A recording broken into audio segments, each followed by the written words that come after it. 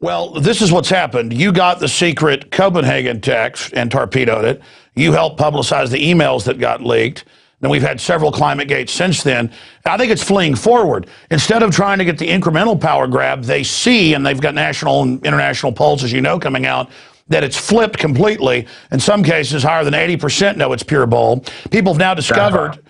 they've now discovered that China makes no cuts, India, Mexico, 100 plus other third world countries. We all make cuts in the West. They know it's a death sentence to our industry, and they know insiders like General Electric that are on the President's Council, the same in your country, are exempt. So they know what it is, a mafia power grab. These people aren't even well-meaning socialists at the end of the day. These are cold-blooded mafia people. So I think you've answered your own question. They're operating by stealth now and going for it all. I mean, is that what you're seeing, or is that what your gut is? I mean, what's the sense of them this time as they lash out and try to ban you from the conference? I mean, are they showing even more fear of you and Mark Morano than they normally do? They are absolutely terrified. I went to see Negumi Endo, who is the UN official that sent me an email arbitrarily saying, "You've been banned." She didn't even say why I'd been banned. She just said, "We hope you will accept that this ban was appropriate," without telling us why it was we'd been banned. It turned out that I'd been banned because, she said, I had been operating a video camera, which I hadn't been operating, and that I had been failing to obey instructions of UN officials when no UN official had given any instruction either to me or in my hearing. Likewise, they said I was harassing people, when in fact, in the end, when I said this is an outrage and I will have to go to court unless you at least withdraw that one, they backed off and said, okay, the allegation of harassment didn't have substance and wasn't pursued. The fact was the entire thing was simply made up because they knew that if I got into that conference, which of course eventually I did by threatening to go to the court of KwaZulu-Natal, the High Court, and get an order telling the UN to behave because they hadn't complied even with the most elementary principles of natural justice. They backed off pretty quick when I threatened to do that. So I got in, got this document, and wrote it up and got it out. And they were trying very, very hard to stop me because they knew that if anybody was going to expose this scam for exactly what it is, it was probably going to be somebody like me.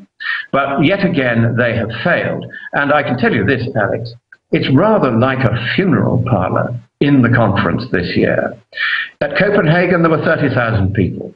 At the Cancun conference, probably 20 to 25,000. Now, I think there were about 10,000 there. The UN is claiming 15,000 were registered, but in fact, quite a lot of them didn't even bother to turn up. This whole process is collapsing. As it collapses, what we're seeing with these extremist documents is the UN desperately trying to keep the process going by adding new and absurd commitments, such as to go back halfway towards the last ice age and to reduce carbon dioxide concentrations to the point where trees and plants begin to die. These extreme measures are simply, they're the death throes of this process. That's really what it is. Well, in closing, sure.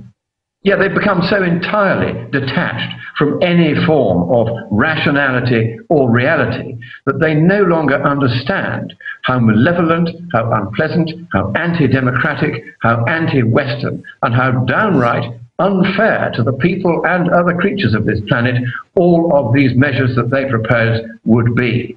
They have lost the plot, and I think the only thing we can do now, Alex, is to say that the UN and the UN Framework Convention on Climate Change must be closed down immediately, and all of the bureaucrats, over thousands and tens of thousands of bureaucrats, hundreds of thousands, and probably millions by now, living off the world's taxpayers, must all be kicked out and told to go and get a proper job. Absolutely. In closing, though, how do you expect them now to regroup and counterstrike? You predicted them with all these new fear-mongering announcements. Now they've had all these other climate gates, countless ones, frauds, confirmation of the previous frauds. I mean, their credibility is shot. But as you've said, tens of billions has been invested by the insider robber barons to try to consolidate power through their communist handmaidens. And so they're not going to go away. How do you expect them to reinvent themselves? Alex, that's a very good question about how they're going to try to keep this process going now that it's died on its feet here at Durbin. And I think what they will do is they will, first of all, as usual, declare a success. They're going to negotiate all through the night. It's the usual tired public relations game plan. They will emerge tomorrow morning with their ties around their ears, stubble on their cheeks, and a wan smile on their faces, saying, we've done it. But all they will do this time is simply have what they did at Bali, which is another so-called roadmap, which is a way of kicking bureaucratic procedures into the long grass for a few years, from which I think this time it will never emerge again. But they have a backup plan, which is the Rio Earth Summit, which is the 20th anniversary of the 1992 Rio Earth Summit. And this time I think they're going to try and put forward a binding treaty on biodiversity, which sounds all terribly gooey and friendly. And in that treaty on biodiversity, they will craftily bundle all the climate stuff in the hope that nobody will notice. However, UN bureaucrats and little Hitlers and dictators, I will be there in Rio, and don't you dare try to keep me out by lies and cheating the next time round. I will be reading every draft of this proposed treaty, and if there is any of the nonsense in it that there was in the draft which was to be considered by people here at Durbin, then I will be exposing it all across the world yet again. After the Rio summit in July, there is then yet another of these annual conferences of the parties to the Framework Convention on Climate Change, scheduled for Qatar in December of next year.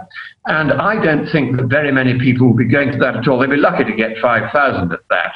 And I think this process is now dying on its feet as the science collapses. The economics has never been there. The vast majority of economic opinion says it's much better to do nothing than to try to prevent global warming by taxing, trading, regulating, reducing, or replacing CO2.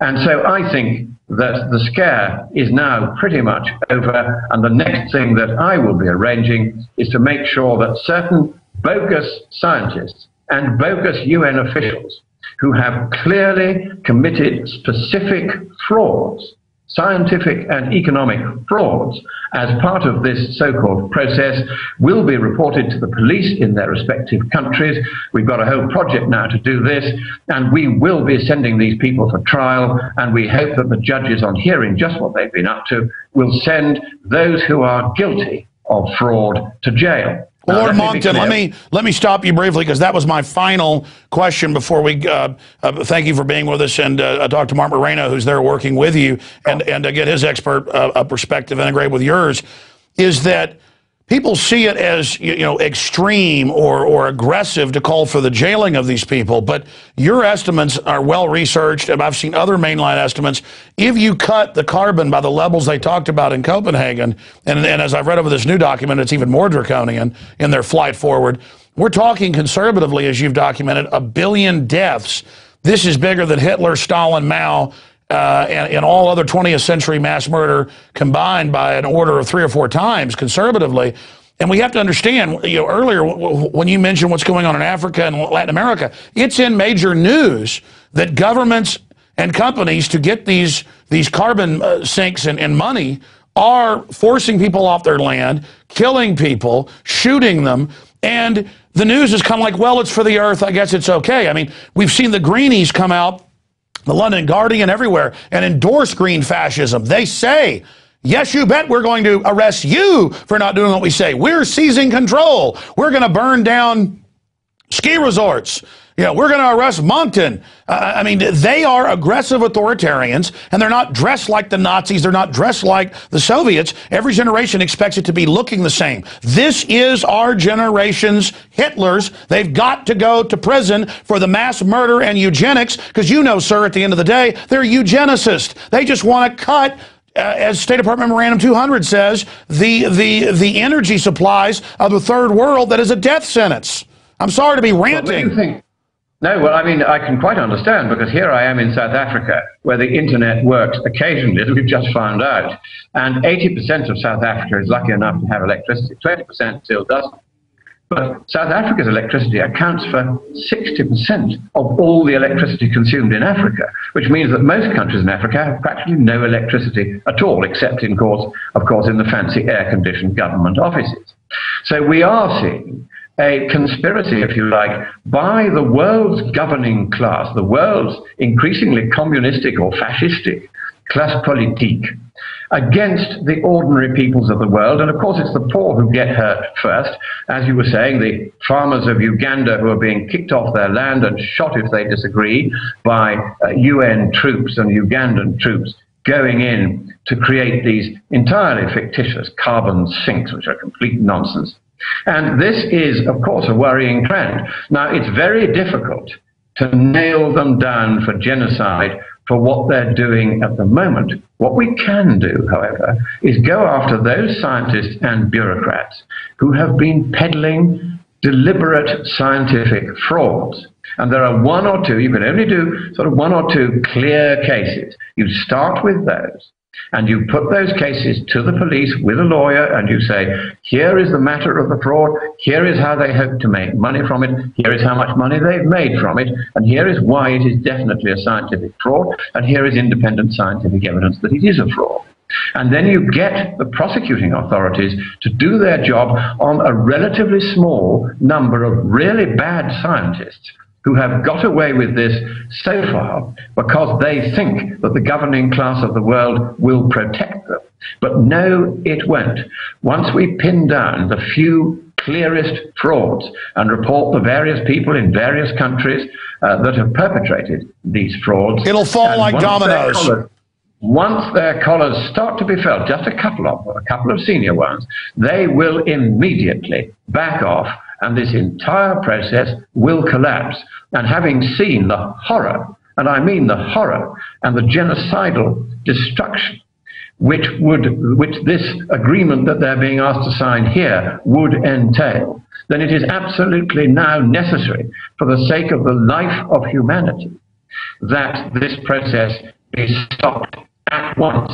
And that's why we're thinking we now have to say, no more, Mr. Nice Guy. If you are a scientist that has committed a fraud for the sake of getting more funding for yourself or your university, or for the sake of going along with this scam because it gives you status and position which you wouldn't otherwise have, we are watching, we are gathering the evidence, and we will see you prosecuted. And if you are guilty of fraud, then we will see you go to jail. And in the UK, the minimum sentence for the kind of fraud that's being perpetrated here is at least 10 years imprisonment without the chance of parole. Absolutely. And look, they're guaranteed to end up going to prison someday, because if they keep carrying out their plans, the crimes will be so great, history shows they'll be resisted, and then it won't be prison.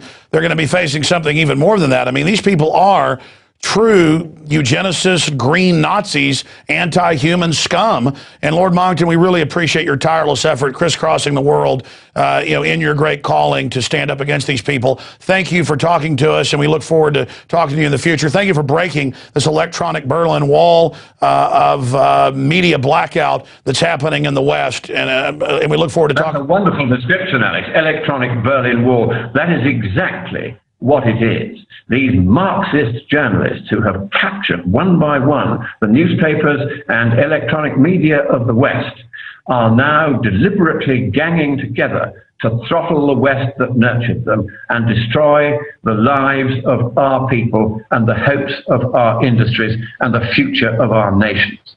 And we must, as you rightly say, fight and fight and fight again to save the rationality and reason and cheerful chaos of the free market and the prosperity of the West and the democracy, which we have until now been fortunate to be able to take for granted. So God bless you, Alex. I'm going to hand you over now to Mark Morano. Thank you so much, Lord Monckton. Wow, it is good to know that those guys are over there fighting, because we wouldn't even have this information if they didn't go to every one of these conferences and be basically poked and prodded and abused by the miscreant security forces of these people.